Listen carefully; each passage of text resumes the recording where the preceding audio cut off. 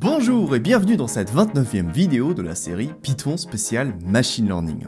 Dans les deux dernières vidéos, nous avons analysé les données d'un dataset sur le coronavirus pour identifier les variables les plus importantes, puis nous avons pré-traité ce dataset dans le but de développer un modèle de machine learning. Et bien avec tout ça, ça y est, nous allons enfin développer un vrai modèle de machine learning en essayant de l'optimiser pour avoir les meilleures performances possibles. Pour ça, dans cette vidéo, on va procéder de la façon suivante. Pour commencer, on va entraîner tout plein de modèles différents et on va retenir celui qui aura la meilleure performance. Ensuite, on va tenter d'améliorer la performance de ce modèle en optimisant ses hyperparamètres grâce à une série de plusieurs algorithmes Grid, Search, CV. Et enfin, je vous montrerai comment utiliser les courbes de Precision et de Recall afin de trouver le meilleur threshold, c'est-à-dire le meilleur seuil pour notre modèle de machine learning. Allez, vous êtes prêts? C'est parti!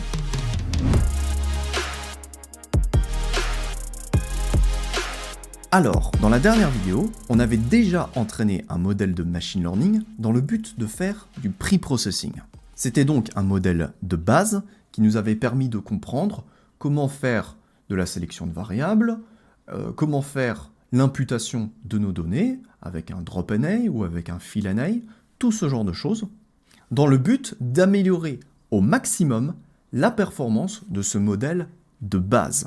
À présent, ce qu'on va faire, c'est tenter d'améliorer la performance du modèle en lui-même sur la base des réglages qu'on a effectués la dernière fois. Pour ça, une approche possible, c'est de commencer par créer une liste de tout plein de modèles de machine learning différents, par exemple un random forest, un support vector machine, un k-nearest neighbors, et de soumettre tous ces modèles à la même procédure d'évaluation qu'on a créée dans la dernière vidéo. Comme ça, on pourra identifier sur la base du dataset que l'on a créé, quel est le meilleur modèle de machine learning. Donc c'est parti. On va commencer par créer une list of models qui va inclure différents modèles de machine learning. Alors vous pouvez en mettre autant que vous voulez. Moi, je vais choisir de mettre un algorithme de bagging, qu'on a déjà ici, Random Forest Classifier. Je vais également mettre un algorithme de boosting, donc on avait vu l'algorithme AdaBoost Classifier. Et je vais par exemple mettre un algorithme de support vector machine. Pourquoi un algorithme de support vector machine? Eh bien parce que ces algorithmes sont particulièrement efficaces sur des datasets de taille intermédiaire, voire de petite taille. Donc tous les datasets qui vont faire 1000 ou 10 000 données. Si vous ne savez pas pourquoi, ne vous en faites pas, parce que je vais bientôt vous expliquer tout ça sur cette chaîne à travers d'autres playlists, d'autres vidéos qui seront très détaillées sur chaque algorithme. Donc, un algorithme support vector machine, et pourquoi pas un algorithme de base, l'algorithme k-nearest neighbor. Donc, from scikit-learn.neighbors, import k-neighbors classifier. Voilà, ça nous donne 4 algorithmes, Random Forest, AdaBoost, SVC et Neighbors Classifier. Mais au lieu de simplement rentrer ces algorithmes dans notre liste, eh bien il va falloir que je les rentre à travers une pipeline qui va reprendre tout ce qu'on a pu faire dans la dernière vidéo. Donc, je vais commencer par renommer cette pipeline preprocessor et je vais y retirer le Random Forest Classifier. Donc on a juste les opérations de transformation, Polynomial Features et Select K-Best dans ce preprocessor. À présent, cette pipeline preprocessor, je vais la rajouter en amont de tous les modèles qu'on peut avoir. Random Forest, AdaBoost, etc. Donc, je vais créer une nouvelle pipeline, par exemple une pipeline Random Forest, qui va contenir le preprocessor suivi de mon algorithme de Random Forest, avec par exemple un random state égal à 0. Voilà. Ensuite, je vais faire de même pour AdaBoost. Donc je vais créer un modèle AdaBoost, qui est une pipeline qui comprend d'abord la pipeline de preprocessing suivi de mon AdaBoost Classifier, avec de la même manière un random state égal à 0. Puis je vais créer un modèle, par exemple SVM, qui est donc une pipeline dans laquelle on va avoir le preprocessor suivi du SVM. Mais attention, entre preprocessor et SVM, il va falloir rajouter une opération de normalisation. Pourquoi ? Eh bien parce que jusqu'à présent, dans notre travail, on n'avait pas fait de normalisation. Parce que les arbres de décision, les Random Forest Classifier et de la même manière AdaBoost Classifier sont tous des modèles basés sur les arbres de décision. Et les arbres de décision n'ont pas besoin d'avoir des jeux de données normalisés. Mais ce n'est pas le cas du Support Vector Machine, ou bien du K-Neighbors Classifier, ou de la grande majorité des modèles de machine learning qu'on utilise. Donc, dans notre modèle SVM, on va rajouter entre le preprocessing et le Support Vector Classifier, on va rajouter quoi? Un Standard Scaler. Alors, il n'est pas encore chargé. À la suite de preprocessing, on va rajouter Standard Scaler, comme ceci. Et on peut donc rajouter, voilà, le Standard Scaler, tout va bien, avec un SVC. Et dans SVC, on a aussi un Random State égal à 0, toujours. Et vous avez compris, pour finir, on va rajouter un KNN avec make pipeline preprocessor standard scaler, puisque voilà, les support vector machines sont eux aussi sensibles aux normes de nos données, avec un K-Neighbors Classifier. Et ce qu'on va faire pour le moment, vous l'aurez remarqué, c'est qu'on va laisser nos modèles sur leurs paramètres de base, ou leurs hyperparamètres de base. Donc voilà, je n'ai rien précisé pour le support vector machine, ou le nombre de voisins. Non, tout ça, ça va venir après. Maintenant qu'on a défini nos différents modèles, on va rajouter notre liste de modèles en dessous, qui va contenir le Random Forest, l'AdaBoost Classifier, le Support Vector Machine et le K-Nearest Neighbor, comme ceci.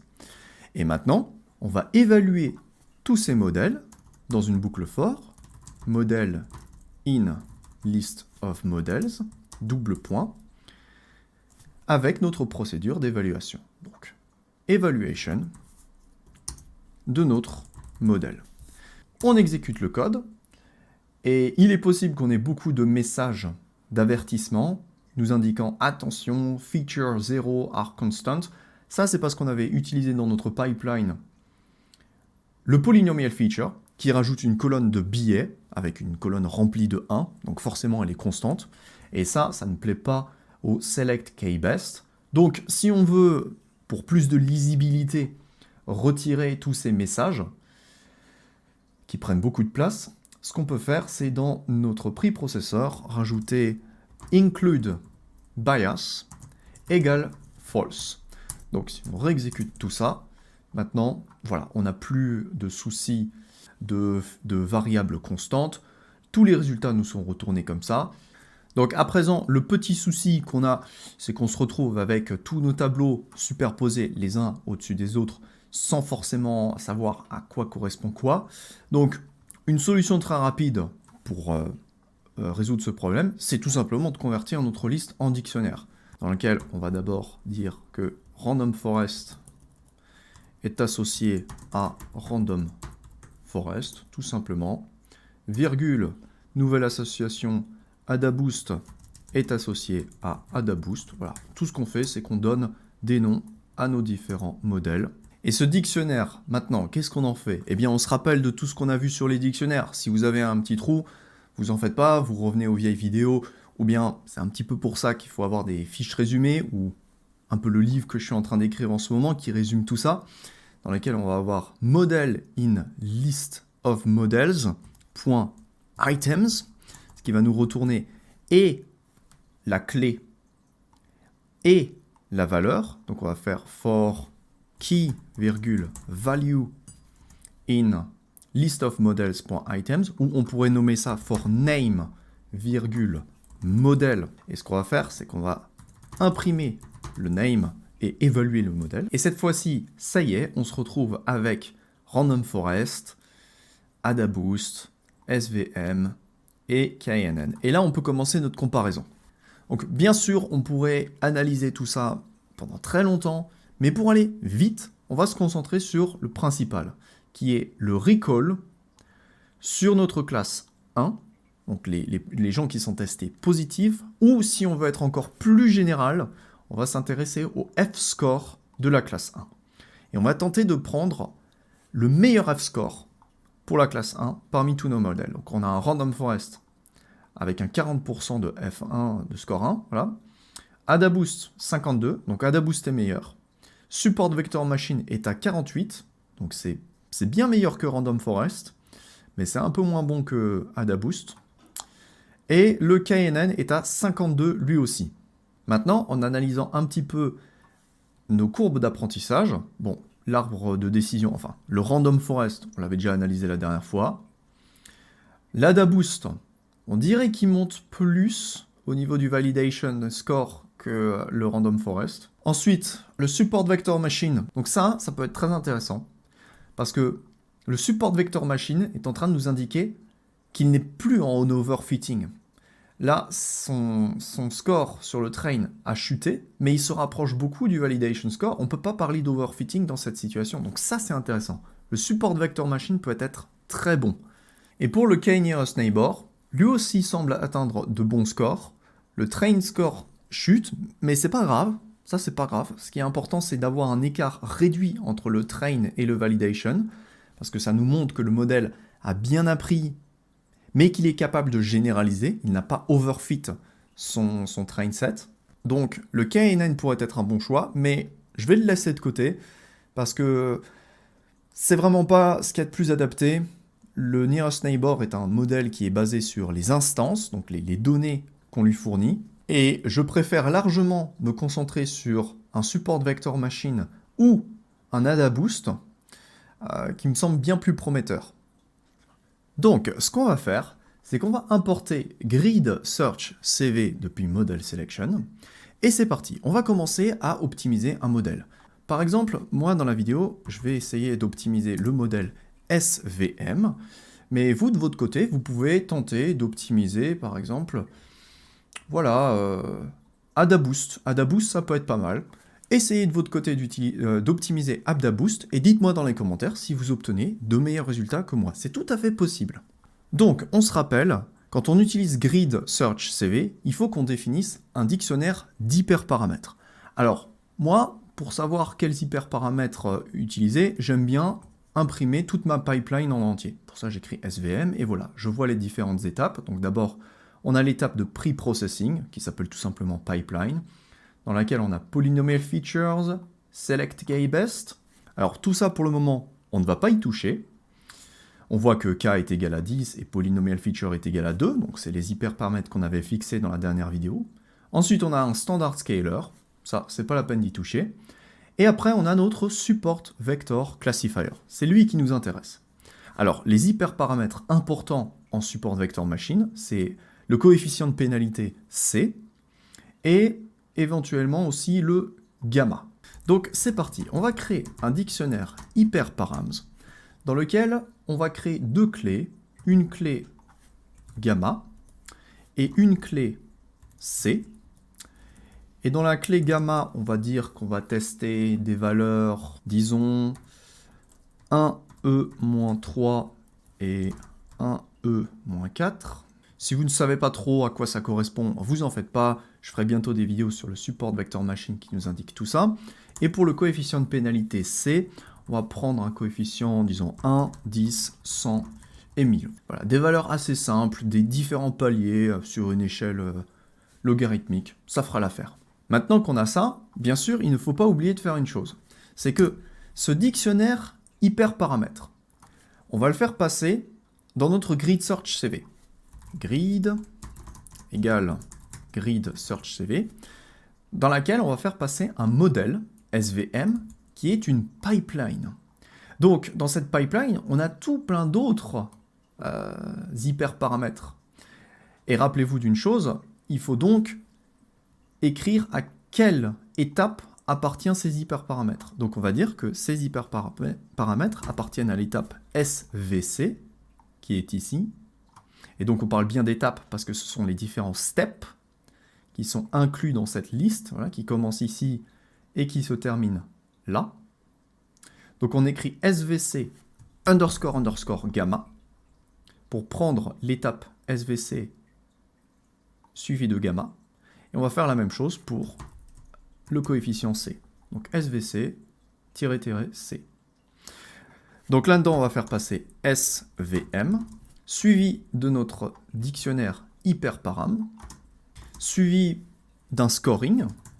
Alors, on pourrait prendre le score F1 ou le recall.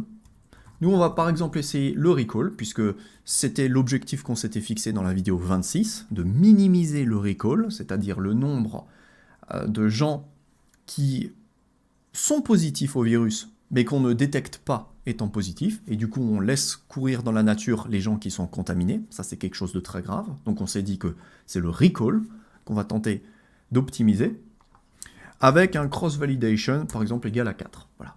Alors on me demande parfois, comment tu choisis le nombre de splits? Est-ce qu'il est égal à 3, 4, 5? Alors, il y a certaines règles, je vous les expliquerai à l'avenir dans des vidéos un petit peu plus avancées, mais sachez que c'est pas ce qu'il y a de plus important. Donc on peut prendre 3, 4, 5, ce sont des valeurs assez standards qu'on retrouve très souvent et qui fonctionnent très bien. Donc maintenant qu'on a notre grille, eh bien il va falloir l'entraîner, donc on fait grid.fit xtrain ytrain. Et avec notre grille, maintenant, par exemple, on va afficher les meilleurs hyperparamètres. Donc on va faire grid.bestparams, qui est un des attributs de la classe grid_search_cv. Si vous ne vous en rappelez plus, eh bien vous allez consulter la doc scikit-learn, ou bien vous regardez à nouveau la vidéo 21/30 que j'ai fait. Peut-être que je vais aussi l'inclure dans le livre sur lequel je suis en train de travailler en ce moment, et qui résume toute cette série. Au cas où vous n'êtes pas au courant, voilà, je suis en train de travailler sur un gros projet, ça me prend pas mal de temps. Et une fois qu'on a affiché nos meilleurs hyperparamètres, pourquoi ne pas calculer un vecteur prédiction avec notre grid.predictxtest et comparer ce résultat avec les valeurs attendues dans Classification Report qu'on avait utilisé déjà dans la dernière vidéo. Donc on fait ytest, ypred, et faites bien attention parce que l'ordre a une importance, il faut toujours passer ytest en premier, sinon tous les calculs sont inversés dans les matrices de confusion, etc. Et donc si on exécute ce code, alors on voit qu'on obtient un coefficient C égal à 1000, un coefficient gamma égal à 10-3, et au niveau des scores, donc on obtient un 0,44 et 0,54, et que voit-on? Eh bien on voit qu'on a une amélioration par rapport à tout à l'heure, où on avait un 0,38 et un 0,48 pour notre support vector machine. Donc c'est très très cool, on a réussi à améliorer un petit peu la performance de notre modèle en touchant à ces hyperparamètres. Alors à présent, on pourrait passer ce modèle dans notre fonction évaluation, en écrivant évaluation de grid.bestestimator, et on voit que la courbe du train score diminue en effet, mais la courbe sur le validation score augmente, et on commence à atteindre un palier où les deux se rejoignent. Donc c'est très bien de constater ça, parce que ça nous indique que le modèle n'est certainement pas en overfitting. Pourquoi? Parce que son score sur le test set, sur le train set, est le même que celui sur le validation set, à peu de choses près. Donc le modèle est capable de généraliser. Il ne va pas être excellent sur le cours qu'il apprend, mais mauvais dans la vraie vie. Non, il a à peu près le même score. Et ça, c'est un bon signe. Maintenant, la question c'est comment réussir à pousser le modèle encore plus loin? Eh bien, on pourrait tenter de faire une grid search CV gigantesque sur tous les hyperparamètres de notre pipeline, en testant à chaque fois des centaines de configurations. Sauf que si vous faites ça, vous pouvez attendre longtemps. Voilà, je vous conseille de faire 2-3 cafés. Non, mais blague à part, c'est pas possible. Un ou deux cafés va pas suffire, votre ordinateur va tourner toute la journée. Donc, pour tenter de faire des recherches lorsque vous avez un domaine excessivement grand, je vous conseille d'utiliser Randomized Search CV à la place de Grid Search CV. Ce que va faire cet optimisateur, je ne sais pas trop comment on dit en français, Eh bien, c'est de chercher de façon aléatoire différentes combinaisons dans tout le domaine des hyperparamètres, dans tout le domaine que vous allez définir ici. Donc si vous avez par exemple un domaine dans lequel il y a 1000 configurations différentes, vous allez dire, teste-en 10 au hasard. Et ça peut être très efficace si vous créez une boucle for dans laquelle le Randomized Search CV cherche plusieurs fois d'affilée dans un domaine que vous réduisez au fur et à mesure. Mais c'est une technique assez avancée, je vous en parlerai à l'avenir dans d'autres vidéos. En attendant, si on veut faire quelque chose d'assez basique pour cette vidéo, on va commencer par rajouter 2-3 hyperparamètres dans notre dictionnaire. Donc on va rajouter quelque chose pour polynomial features, dans lequel on va essayer de changer maintenant l'allure de notre pre-processing. Donc on va faire... D'abord, il va falloir choisir l'étape pipeline, underscore, polynomial features, underscore, hyperparamètres, degré. Voilà. Donc on va tester différents degrés. Par exemple, le degré 2, 3 et 4, c'est déjà pas mal. Et un autre hyperparamètre qu'on pourrait tester, ça serait par exemple le select keybest. Donc de la même manière, on va faire pipeline underscore select keybest, qu'on va pas s'embêter, on va simplement le copier-coller, comme ceci, underscore k. Et là, pour la valeur de k, on peut aller chercher très loin. On peut faire par exemple un range allant de 4, donc 4 variables sélectionnées au minimum, jusqu'à 100. Pourquoi 4 ? Eh bien parce que c'est une des valeurs qu'on avait testées dans la dernière vidéo. On avait vu que le nombre minimum de variables, viables, on va dire, c'était 4. Donc on va tester avec 4, on va aller jusqu'à 100. Donc ça nous donne notre dictionnaire d'hyperparamètres, dans lequel on a donc des centaines, même des milliers de configurations possibles. Donc si on fait tout ça avec un grid search CV, on est mort. Ça sert à rien. Vous pouvez dire au revoir à votre machine et la retrouver dans une semaine. Donc, on va à la place utiliser un Randomized Search CV dans lequel on fait passer notre modèle SVM, on fait passer le dictionnaire des hyperparamètres, mais ce qu'on va faire passer également, c'est un nombre d'itérations, c'est-à-dire combien de fois est-ce que cet algorithme va devoir effectuer une recherche aléatoire avec toutes nos combinaisons. Donc, combien de combinaisons on teste en réalité, au hasard. Et ce nom, on va peut-être le fixer, allez, à, disons, 40, au hasard. Donc c'est pareil, on entraîne notre grille, on l'imprime, tout ça. Et donc, on voit qu'on obtient les mêmes hyperparamètres que tout à l'heure pour notre SVM. Ensuite, select keybest, on a 50 variables. Pour notre expansion polynomiale, on a 3 degrés. Et ça nous donne encore une fois des bons scores. Maintenant, bien sûr, on a seulement testé 40 configurations dans tout ce domaine. Donc si vous voulez, vous pourriez effectuer cette boucle plusieurs fois d'affilée ou écrire un algorithme de recherche un petit peu plus puissant dans lequel vous allez progressivement, si vous voulez, zoomer vers les meilleures configurations, vers les meilleurs hyperparamètres. C'est-à-dire que là, voilà, on pourrait se dire, ok, 53, on va chercher autour maintenant des 40, 60, voilà, on réduit peu à peu le domaine et on va garder, allez, le 2, 3, 4. Et on va réeffectuer une recherche. C'est quelque chose qu'on peut faire assez facilement. Et donc cette fois-ci, bim, on voit qu'on obtient vraiment de meilleurs résultats. On obtient un recall de 50, donc là c'est bien, là c'est intéressant.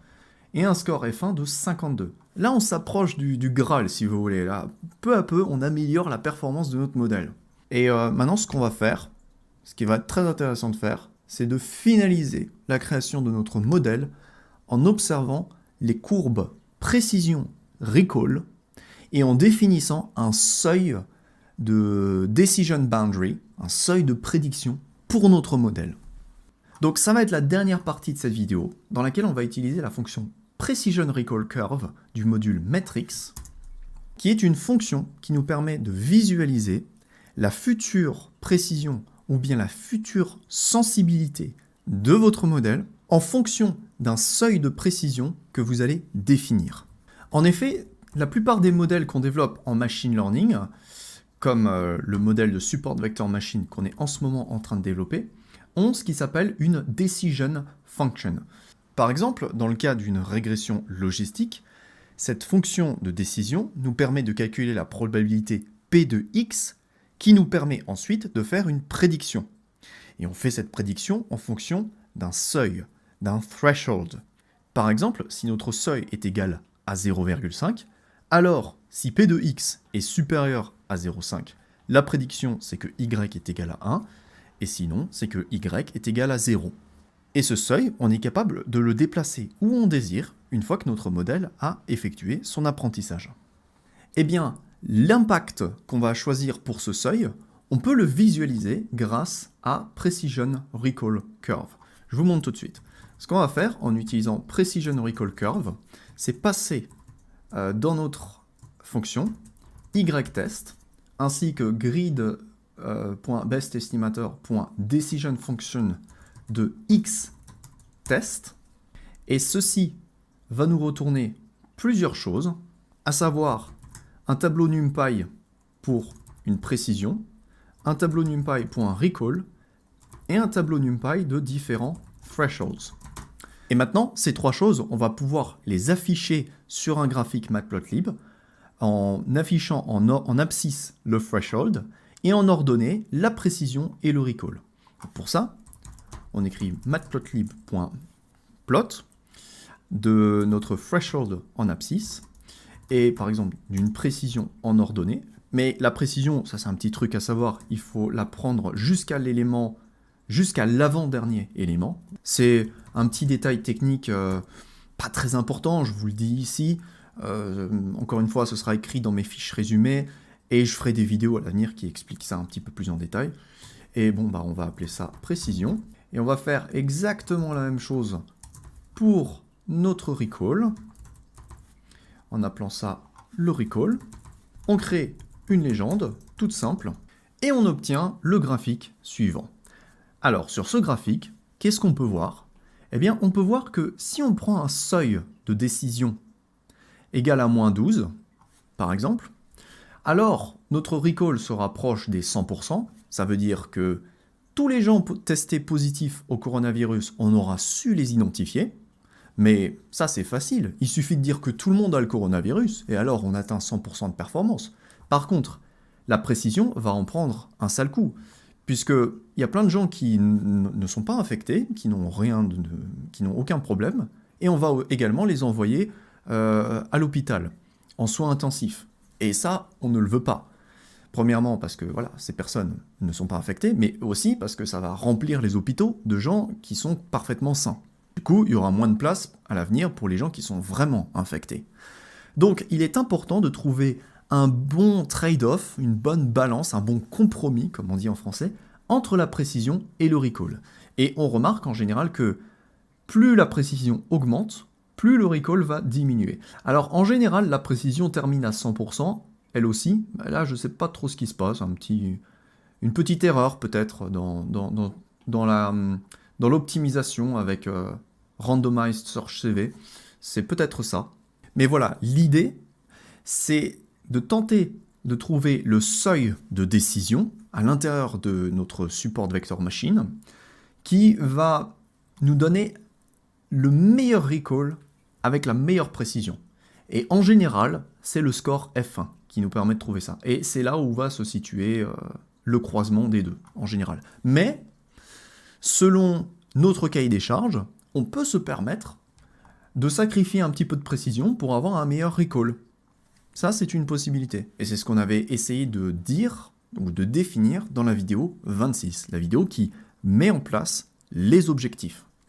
Donc par exemple, on pourrait essayer un threshold égal à moins 1, ce qui semblerait nous donner une précision pas trop mauvaise. Bon, évidemment, c'est pas le meilleur, mais avec un recall au-dessus des 0,6, presque pas loin des 0,7.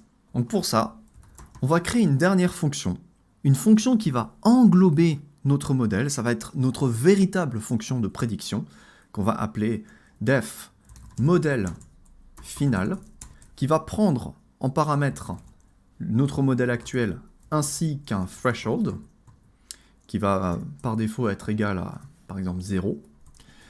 Et cette fonction, elle va retourner le résultat entre model.decision function sur les données x qu'on lui passe. Donc on va également rajouter quelque chose qui s'appelle x là-dedans. Et on va dire que ça nous retourne true si en effet cela est supérieur à threshold. Et sinon ça va nous retourner false si la fonction est inférieure à ce seuil. Voilà. J'espère vraiment que c'est clair pour vous. Si ce n'est pas le cas, vous en faites pas. Je vais vraiment faire des vidéos là-dessus à l'avenir. Donc, cette fonction, on la compile. Et maintenant, on peut l'utiliser en disant que, par exemple, ypred est égal au résultat, aux prédictions de modèle final de notre grid.bestestimator. Ça va être notre modèle. X, ça va être xtest. Et threshold, eh bien, on a dit qu'il était égal à -1, par exemple. Voilà. On va essayer ça. Et à présent, pour terminer notre évaluation, eh bien, on va faire ypred. On va évaluer ypred, par exemple, avec eh bien, le score F1 qu'on avait chargé dans la dernière vidéo. Donc, on va faire F1 score, qui est une des métriques disponibles dans scikit-learn.metrics. F1 score de ytest et ypred. Et on voit qu'on a un score F1 de 0,6. Donc c'est pas mal du tout. Il me semble même que c'est l'objectif qu'on s'était fixé dans la vidéo 26. Maintenant, on va voir ce que ça nous donne avec le recall. Donc celui-là, on ne l'avait pas chargé. Donc on va le charger maintenant. From scikit-learn.metrics import recall score. Et on va voir ce que ça nous donne sur le recall. Comme ceci. On a un recall de 75%. C'est vraiment pas mal. Franchement, c'est vraiment pas mal, croyez-moi. Donc, voilà. On a vu vraiment beaucoup de choses dans toutes ces vidéos, dans toute cette étude de cas. Et ce que vous pouvez retenir de cette vidéo, c'est que lorsque vous passez à la partie de modélisation, eh bien, commencez par tester différents modèles, voilà, dans un dictionnaire ou dans une liste. Des modèles avec tous une caractéristique différente, une nature différente, voilà. Un algorithme de bagging, un algorithme de boosting, un algorithme basé sur les instances, ou bien un algorithme de support vector machine qui est en général extrêmement efficace sur les petits datasets très complexes. Évaluer tous ces modèles avec une procédure robuste, en utilisant toujours la même méthode, toujours la même démarche, toujours les mêmes échantillons, comme ça vous avez une évaluation juste entre vos différents modèles. Ensuite, retenez les modèles qui vous donnent les meilleures performances, par exemple Support Vector Machine, mais le AdaBoost pourrait également vous donner des bons résultats. Moi, je vous conseille de le chercher de votre côté, si vous voulez. Et ensuite, essayez d'optimiser ce modèle avec Grid Search CV, puis un Randomized Search CV. Ça va vous donner les meilleurs hyperparamètres. Et pour finir, dans le cas d'une classification binaire, donc est-ce que le patient est malade ou non, n'hésitez pas à afficher les courbes de précision et de recall pour définir vous-même le seuil de décision pour lequel vous allez dire qu'une personne est malade ou non. Parce que ça va vous permettre d'atteindre de meilleures performances que si vous dépendez uniquement des résultats qui vont vous être donnés par votre modèle de base. Donc pour ça, au lieu de simplement faire votre modèle.predict, eh bien utilisez votre modèle.decisionFunction qui va vous donner la réponse du calcul interne du modèle pour chaque valeur de xtest, mais pas la prédiction, juste la réponse au calcul. Et basé sur cette réponse, voilà, par exemple, la réponse est de 0,4, bah vous dites, moi mon threshold, ma barrière de décision, elle est égale à -1, 0,4 c'est supérieur à -1, donc à partir de là, je fais ma prédiction.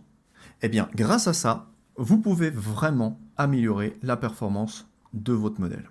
Voilà, On a vu beaucoup de choses ensemble, vraiment beaucoup de choses dans toute cette série. Bien sûr, on pourrait continuer à tenter d'améliorer la performance de notre modèle.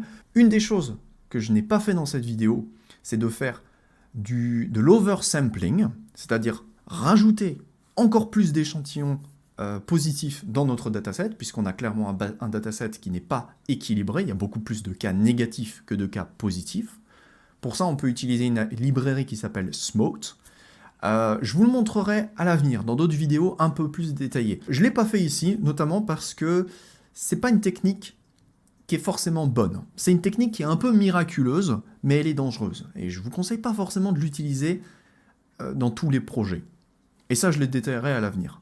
Je parle de tout ça parce que sur Kaggle, il y avait 2-3 notebooks qui utilisaient Smote. Et vous avez été un certain nombre à l'utiliser en conséquence. Et voilà, je voulais vous mettre en garde à ce sujet.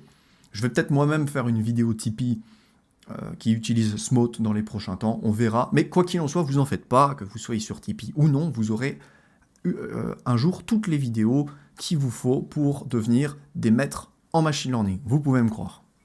Voilà, c'est la fin de cette vidéo 29/30 et c'est presque la fin de cette série Python spécial Machine Learning. J'espère que vous avez appris plein de choses, mais croyez-moi, ça n'est que le début de notre aventure. On va encore découvrir ensemble tout plein de choses sur tous les algorithmes de Machine Learning, bientôt de Deep Learning, de Reinforcement Learning, bref, on a beaucoup de choses qui nous attendent. En attendant, portez-vous bien, merci de vous abonner, de partager la vidéo, de laisser un commentaire, et moi je vous dis à très vite pour la prochaine vidéo.